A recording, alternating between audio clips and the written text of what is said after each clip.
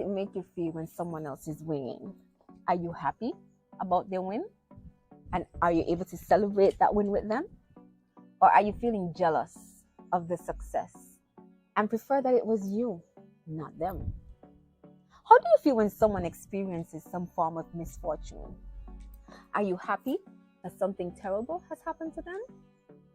Or can you empathize? Now, as I scroll through my New York Times app, I love to read, I kind of nerdy like that, I came across an article. The opposite of Schadenfreude is Freudenfreude. Here's how to cultivate it. I've never heard of those terms before, much less know they are opposites. And so, of course, I wanted to know how to cultivate whatever they are. So I read, was intrigued, and now inspired to do this video. It also came in perfect timing as we enter the Christmas season, and with New Year's just around the corner, now is the time to cultivate new habits that will only improve our lives and relationships with others and help us grow as a whole. So let's delve in. So what exactly are Schadenfreude and Freudenfreude? Let's start with Schadenfreude.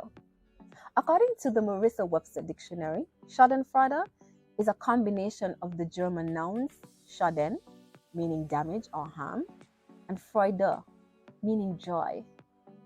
So it makes sense that Schadenfreude means joy over some harm or misfortune suffered by another. Wow. How many of you have paused at this time to examine yourself? How many of you actually feel happy about someone else's misfortune? The comment, "Ah good you lose," is colloquial for "I am happy for your loss." How many of you have used that statement? How many of you indulge in gossip and are happy to share the stories of the misfortune of others? I've seen countless people take to social media, joyful over harm or misfortune suffered by someone else. Social media have become the breeding ground for Schadenfreude. As a matter of fact, Schadenfreude is so ingrained that it's almost impossible to find positive stories or to tell the truth from lies on social media. I was listening to an interview with Nobel Peace Prize winner, journalist and author Maria Ressa as she promoted her new book on CNN. In the interview, she spoke of social media's role in information warfare. She went on to say, information warfare uses free speech to stifle free speech. She further expounded, you say a lie 1,000,000 times, you pound someone into silence. This is the part I want to sink in. If you tell a lie 1,000,000 times, you pound someone into silence. The reality is that this is what we do when we constantly use social media to spread false and negative stories about people. We stifle the truth. We stifle the voices of truth. But how does this tie in with Schadenfreude? So, many people take to various platforms to delight in the misfortune of others. The forwarded messages you happily spread through WhatsApp. Messages that portray and highlight the hurt of another person, whether or not the story is true. You spread that lie 1,000,000 times and stifle that person's voice, their truth. And you do this because you have experienced joy over some harm or misfortune experienced by that person. You use social media to perpetuate negative stories because of your insecurities. In the article by the New York Times, clinical psychologist Emily Anhalt, co-founder of COA, a mental health app, she said that Schadenfreude is one way we try to cope with jealousy and vulnerability. She further indicated that it's an ego protector that shields people from pain and reinforces social bonds within a group. Let's examine a way to cope with jealousy and vulnerability and an ego protector. That is the reason for the forwarded stories, for the birth of those stories. We hear it all the time. They only say those mean things about you because they are jealous of you. They see you as a threat to their position, and so that is why they fight you that much. Schadenfreude is merely a coping strategy. It is an ego protector. The article further indicated that indulging too much in Schadenfreude can backfire. One study found that Schadenfreude on social media can ice out empathy, making people less compassionate toward those who differ from them. I beg to suggest that we don't need less empathy. We need more of it, especially now. You see, so many people are hurting. So many have lost jobs and loved ones. Others don't know where their next meal will come from.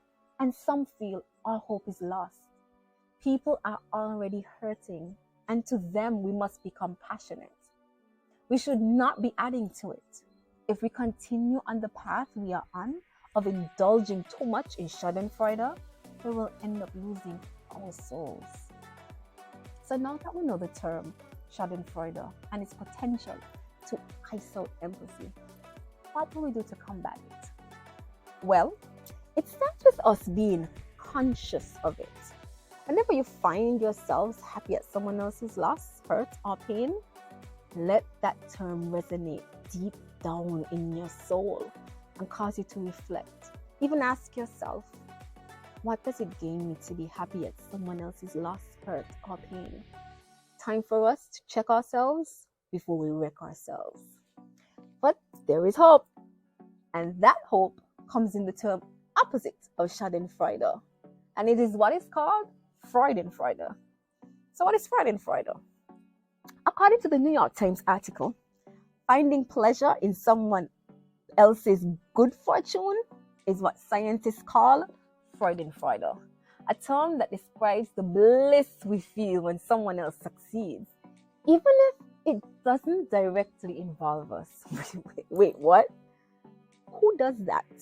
Who finds bliss when someone else succeeds? I can hear the questions being raised by those who are honest, and from others whose conscience was moved when they learned about the term Schadenfreude. Well, I'm happy for people most of the time. The reality is that humankind, our instincts, jump straight to a Schadenfreude type reaction when we see others succeed. Jealousy begins to creep in. But what does that reaction gain us in the end?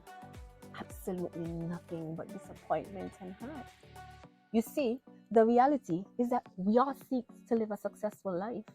We want to achieve our goals, build that dream house, drive that nice car, and comfortably provide for our families. We want to be happy, to have all the bells and whistles just like everybody else.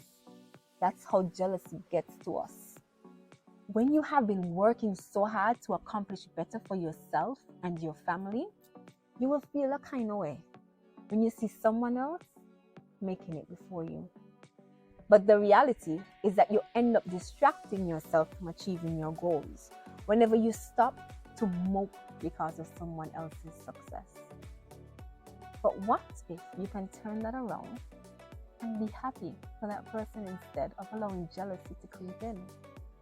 The same article states, sharing in someone else's joy can foster resilience and improve life satisfaction. Who wouldn't prefer resilience and improved life satisfaction? Now, although Schadenfreude tends to be a basic instinct for most, Freudenfreude is possible, and it is through deliberate practice. We can practice Freudenfreude by becoming more aware of our reaction when someone we know succeeds. If you find jealousy creeping in when someone succeeds, have a conversation with yourself. Encourage yourself to see their success as if it were your own and delight in it. You should even find the person and congratulate them. Experience and share in the joy of success with them. You may even learn the tactics they use to achieve success and apply those to your life so that you too can achieve success. At the end of the day, we need each other through good and bad times. We need to show empathy, whether winning or losing.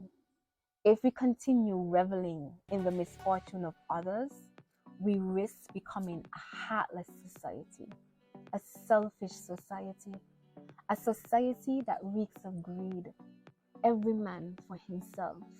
We're not there yet. We're on that trajectory, but not there yet.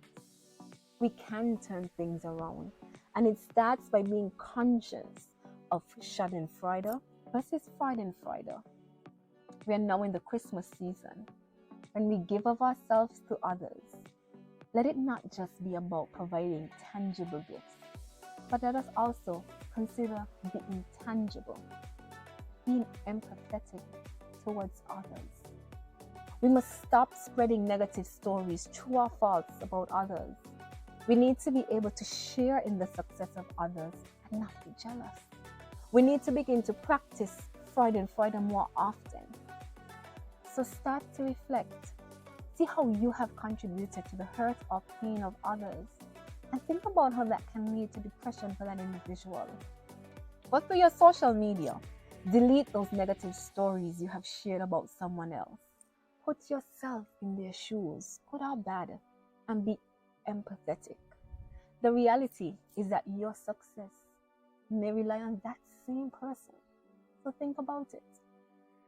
I certainly hope that this video opened your heart and mind to be more conscious of how you react when you see others winning or losing. As for me, Freudenfreude is undoubtedly a new habit worth cultivating. I'll be cultivating it from now until 2023 and beyond. So until next week, I want you to do the same thing. Begin to cultivate Freudenfreude in everything that you do. Have a good one. Bye.